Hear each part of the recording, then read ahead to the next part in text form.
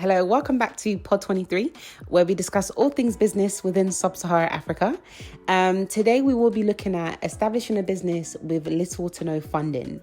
I know that sounds scary, but it's possible, especially in Africa, to establish such a business.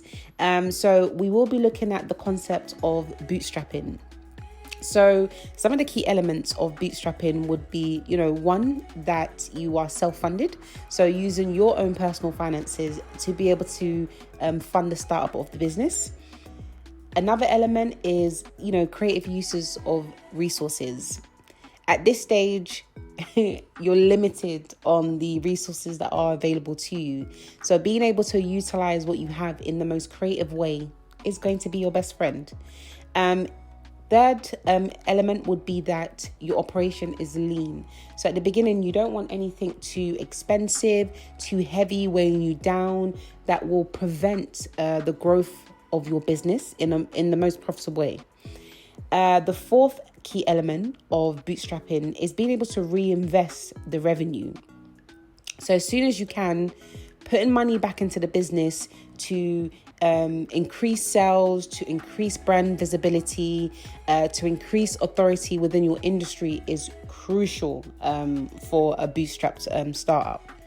So some of the benefits of being able to bootstrap on the continent would be that, one, you have full control and ownership of your business.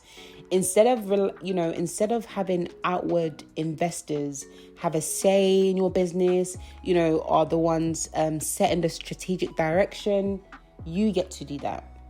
Another benefit would be that you avoid wasting resources. Sometimes when you do have capital, you can focus that money on things that don't really benefit the business in any sort of way. But when you don't have the money, there's no spending. And the third benefit is that you take a long-term view of your business because you have the time to be able to do that, hopefully, if you are managing it well. But when you have outward investment, there usually is a period as to when the money is due. And that can put a lot of pressure, especially on new businesses, when they should be focusing on, growth and sustaining themselves. Now they're having to think about paying back money plus interest. So when we look at the traits that you need for business success, some of the core elements would be, perseverance. So there are going to be challenges on this road. It's inevitable.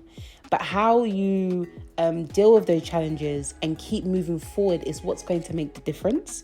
Again, you have to be resourceful. And this is a key element that I'm going to keep harping on about. It's extremely important to be resourceful and creative. You need to be cost conscious. If you look after the pennies, the pounds will look after themselves. Again, people, if you look after the pennies, the pounds will look after themselves. It's important that you also understand the principles of business.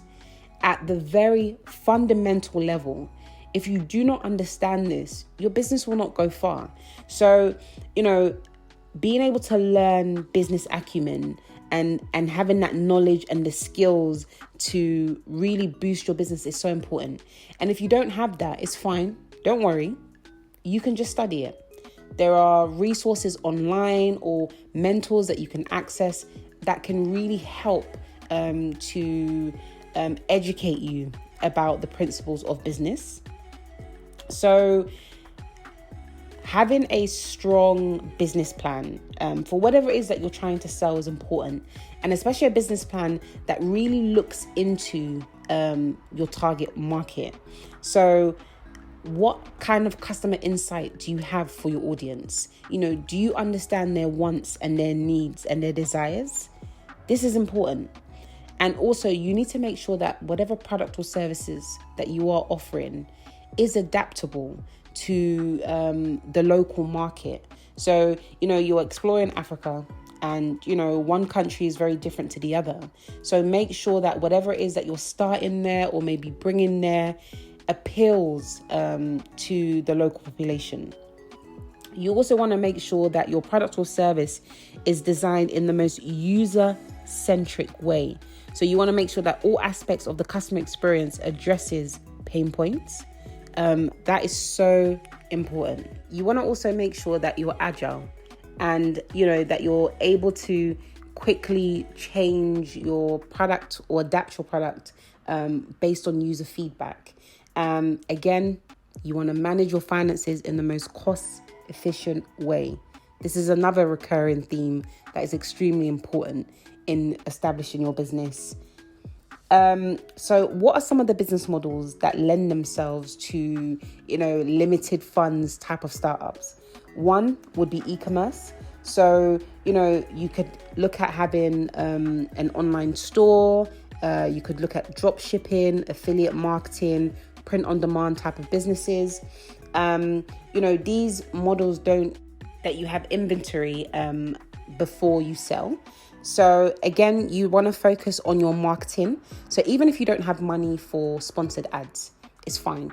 You can go with more, you can create content and post it on your social media and utilize organic growth to really sell your products. Another model that you want to explore when you're limited on funds would be cloud-based subscriptions.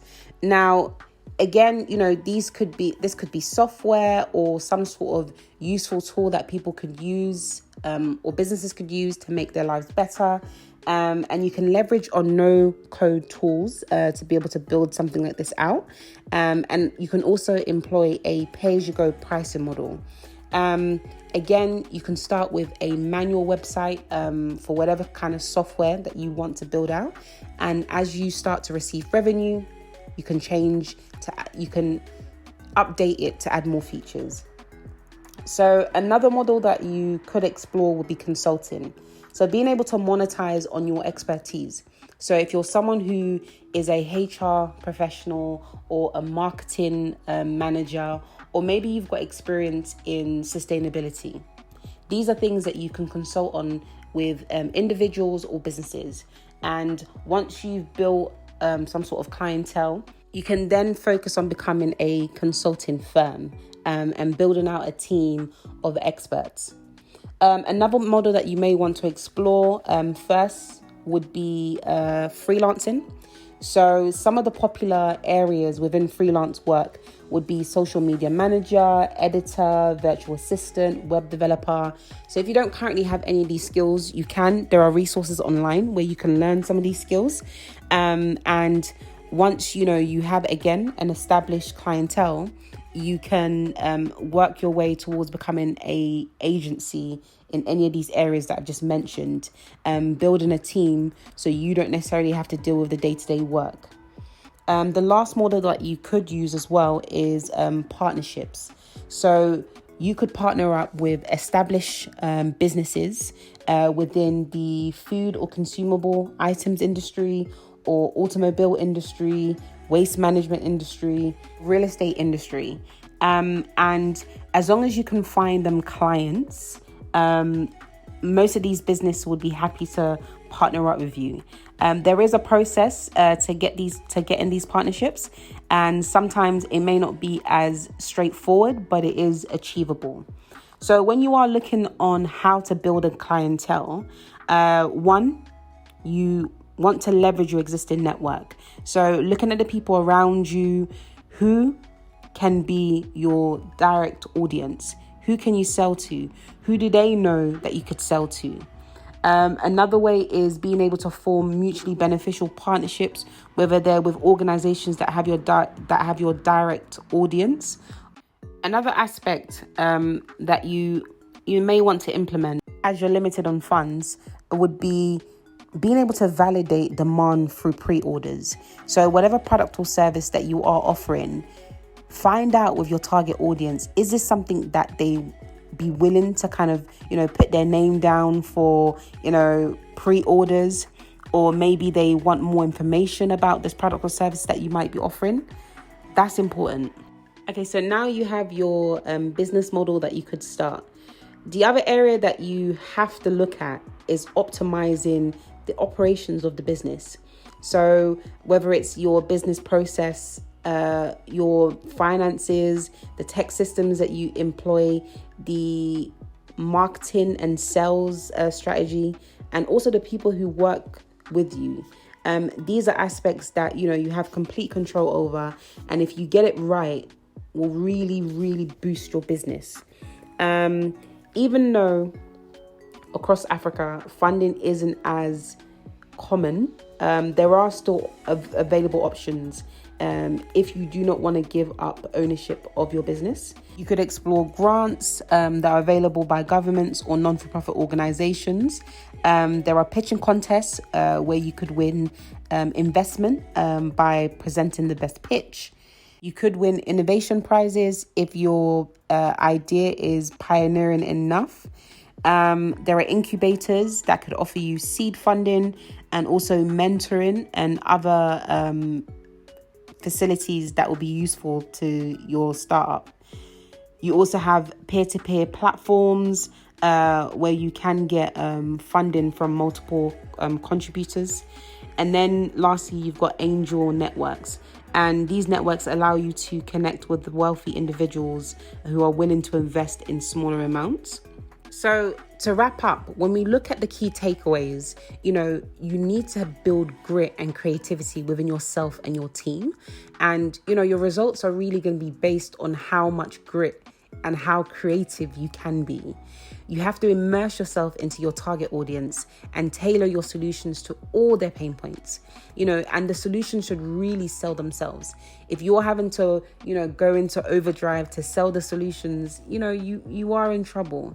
You want to be able to, define your business model and leverage your existing infrastructure to be able to, build something that is useful to your end user.